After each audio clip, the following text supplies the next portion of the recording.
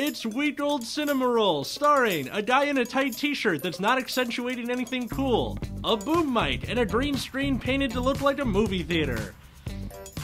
So I know that I apologize for the SNL intro, but today we are talking about Don't Think Twice, a improv movie, and what I mean by that is about a group of improv comedians, one of which gets onto their version of Saturday Night Live, which they call Weekend Live. Starring big names like Mike Birbiglia, Gillian Jacobs from the Netflix original Love, Keegan-Michael Key of Key & Peele, and Kate Micucci from Garfunkel and Oates.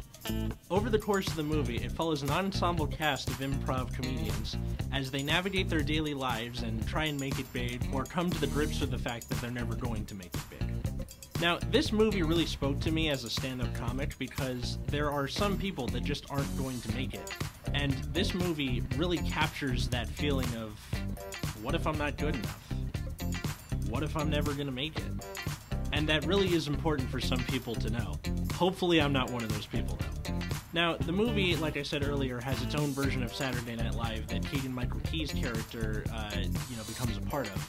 It shows Mike Birbiglia's character, who auditioned for Weekend Live before the events of the movie, that, some people are just better than you. What's interesting about this movie is that although it's about comedians, it's not all comedic. It's a drama movie. This movie is very similar in that respect to an earlier film called Funny People, starring Adam Sandler. I know that's a turnoff. Just give it a watch. They're very interconnected.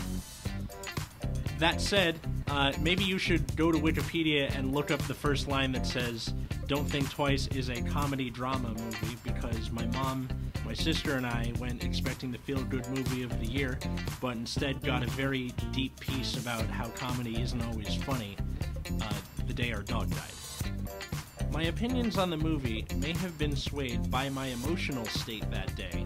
I was in a very dark place, I guess you could call it, but it really kind of hit deep. Gillian Jacobs' character is especially powerful in that respect because she's okay with just being an improv comic. I would definitely recommend going to see this movie in theaters because it carries a profound message to anyone, from the 5-year comic to the person who wants to start comedy to someone who's been in it for 20 years to the friends of comics. It hits. It's a hit. Go see it. So that was our review on Don't Think Twice. If you have any suggestions, you can leave them in the comments. You can also tweet at Westside Today or at Atlas Novack. Have a good night, everyone.